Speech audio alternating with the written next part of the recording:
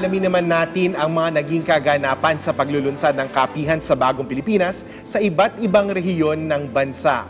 Mula sa PIA National Capital Region, makakasama natin si Emver Cortez. Magandang tanghali, Emver. Kumusta ang kapihan sa Bagong Pilipinas dito sa NCR? Magandang tanghali, Asik Dale, Yusek Marge, Asik Joey. Napaka-informative at napaka-engaging ng kapihan natin ngayon sa National Capital Region. Napakarami ng napag-usapan, napakarami ng mga naihayag natin na information, lalong-lalo na yung mga proyekto ng ating guest agency ngayon, ang Department of Public Works and Highways. Ngayon, pinag-usapan po natin kanina yung mga plano ng departamento sa paparating na La Nina, ang mga iba't ibang roadworks na ginagawa natin dito sa National Capital Region, and of course, yung iba't ibang infrastructures na ginagawa nila para mapalawig pa yung mga pagbibigay serbisyo ng iba't ibang ahensya sa ating buong bansa. Pero sa amin, National Capital Region ang highlight natin. So medyo focus tayo sa infrastructure talaga. Magandang updates yan, Sir Emver. At maraming salamat po. Emver Cortez ng PIA NCR. Mula naman sa Luzon, makasama natin si William Beltran ng PIA Region 3. Magandang tanghali, William. Magandang tanghali sa inyo, Asik Dale, Yusek Marge, and Asik Joey. At magandang tanghali din po sa lahat ng mga tagapanood natin ng ating programa. Sir William, pwede po ba namin makuha po ang inyong report po tungkol sa kapihan na naganap po sa inyong lugar? Well, Yusek Marge, basically, our kapihan for today, yung kapihan natin sa Bagong Pilipinas here in Central Luzon, was a report, parang State of DPWH projects report ng aming rehiyon. So, ang daming high-impact projects presented earlier. And our audiences, particularly our media attending the press con earlier, we're very appreciative of the information they received. Yusek Marge, this is one platform that we are proud of. Because we use social media, alam naman natin na 86% of our population are into social media when it comes to consumption of news. So this kapihan sa Bagong Pilipinas, which we launched today across all regions in our country, we're giving our people credible and reliable sources of news information about our government. And you were able to do that by featuring DPWH earlier. Because alam natin, Yusek Marge, Asik Dale, Asik Joey, di ba? When we talk about DPWH, ang daming issues dyan na ibinabato. And during the kapihan kanina, at least naliwanagan natin yung mga maling opinion and maling pananaw tungkol sa mga project delays ng DPWH. And siguro ang masasabi ko lang din, parang ang ating mga manonood kanina and even ating mga media, they really look forward to completion of more high-impact projects in Central Luzon. Like for example, the Capas-Batolan Infrastructure Road or Connectivity Road. And at the same time, yung sa San Fernando, Pampanga, yung ating Dolores Lazatin flyover, which will be turned into a viaduct very soon. So this will be a game changer from the city of San Fernando and Pampanga province at the same time. Maraming salamat, William Beltran ng PIA Region 3. Samantala, dumako naman tayo sa Visayas. Update mula kay Cheryl Amor ng PIA Region 6. Magandang tanghali, Cheryl.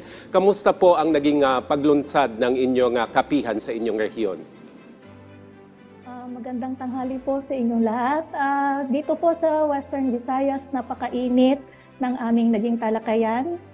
Alas 9 po kami nagsimula at natapos po kami ng more than 11 o'clock na. No? So ganun po kainit, from kapihan naging agahan. Tama ba? No? Agahan. So yun, marami pong na-clarify ang DPWH. Ang daming tanong, kaya po lumagpas sa takdang oras. Pero yun po ay wina-welcome natin dahil yung mga tanong na hindi matanong-tanong, ngayon ay natanong. Yung mga sagot na hindi masagot-sagot, ngayon po ay nasagot. Madami pong clarification. Ang emphasis po ni RD Sani Oropel, na na-emphasize niya na ang napaka-importante ng partnership ng LGU at saka ng National Government Agency sa pag-complete ng mga project.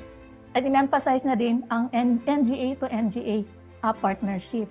Marami man silang mga hadlang no? Pero dahil sa mga partnership na ito, slowly but surely po nakukumpleto ang kanilang mga projects. Naging happy din naman si RD ng DPWH kasi talagang tinuring niya ang media kasi ito yung pinakaunang chance kasi na talagang nagkaharap-harap ang media at binigyan ng chance talaga na magtanong. Dahil talagang tinuring niya ang media as a partner sa kanilang advocacy, partner sa kanilang progress, at partner sa kanilang accomplishments. So gayon din si PIA ay partner din naman ni DPWH at ng lahat ng ating NGAs. So welcome po ng ating mga media ang ating unang kapihan sa Bagong Pilipinas. Actually, mga suki na natin itong mga media, suki na rin natin mga NGA. Kaya lang ito po ay pinalawig natin. Kung tayo po ay merong reporting, info dissemination every day, ngayon ginagawa natin twice a day, thrice a day, every day for the 24/7, meron tayong updating tungkol sa mga programa ng ating mga ahensya. And ready na po ang susunod na guest natin, ang ating LTFRB next week. No? So, para po sa mga mas maintindihan, kasi sabi nga ni DJ Torres kanina, para sa grassroots level, minabuti po namin na instead na English lang ang reporting, English na po, pero kailangan in our own dialect. So dito po sa amin, sa Western Visayas, it's Hiligaynon po kasi ang prominent or dialect na ginagamit. Kaya ang ating host po, hindi po ako nag-host kanina, pero yung ating very able at proficient sa Hiligaynon ang naging ang host po natin. Kasi din po ang request ng ating RD. Kasi gusto niya mas maintindihan ng grassroots level ng mga nasa barangay kung ano man ang ginagawa nila. Kung bakit po may mga ganitong problema, bakit po slow ang implementation ng project, at bakit po minsan ay natatagalan ang completion. So ganun po. So looking forward po kami, ang ating media, tawag natin mga suki, sa next week po na kapihan sa Bagong Pilipinas dito sa Western Visayas. Maraming salamat, Cheryl Amor ng PIA Region 6. At mula naman sa Mindanao, makakausap natin si Venus Garcia ng PIA Caraga. Magandang tanghali, Venus. Kamusta po ang kapihan sa Bagong Pilipinas dyan sa Mindanao? Magandang araw po sa ating lahat at sa ating mga tagapanood. Dito po sa Caraga Region ay naging maganda ang kinalabasan ng ating kauna-unahang kapihan sa Bagong Pilipinas. Our featured agency, which is the DPWH, was very appreciative for the successful and smooth conduct ng ating maiden episode ng kapihan sa Bagong Pilipinas. Of course, in partnership with the PCO through the PIA. Kasi through this kapihan ay nakakapagbigay po tayo, especially ang DPWH, ng updates o status ng big ticket infra projects implemented in the region. So itong communication initiative po na ito ay nakakatulong na mas lalo pang maintindihan ng mamamayan at the grassroots level mga ginagawa ng ating gobyerno at para maipromote rin ang impactful citizen engagement. Gayunpaman, ikinatuwa rin po ng ating media partners dito sa region ang ating kapihan sa Bagong Pilipinas platform dahil nagkakaroon po sila ng pagkakataon na makausap mismo ang ating mga regional director ng government agencies at directly po na ma-address yung mga katanungan nila.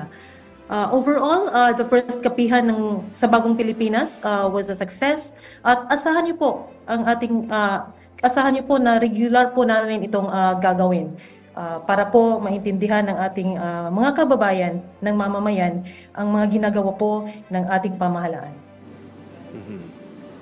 Maraming salamat, Venus Garcia ng PIA Caraga at sa lahat ng ating mga kasamahan mula sa Philippine Information Agency.